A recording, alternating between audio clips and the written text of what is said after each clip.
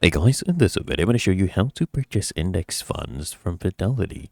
First thing I want you to do is log into your Fidelity account, and then you come here to Accounts and Trade, click here on Trade, and you can go ahead and choose right here, right? Click on this drop down and choose, let's say, mutual funds, because you want to buy, the index funds. Then you just enter the ticker symbol right here, right? Let's say the Fidelity Total Market Index Fund. This is the symbol. You choose your action we want to do, you want to buy, right? And then you just go ahead and preview your order, you place it, and once it has been placed, you can go ahead and view your position. So right here under account summary, you'll see our balance, right? How much you have bought worth.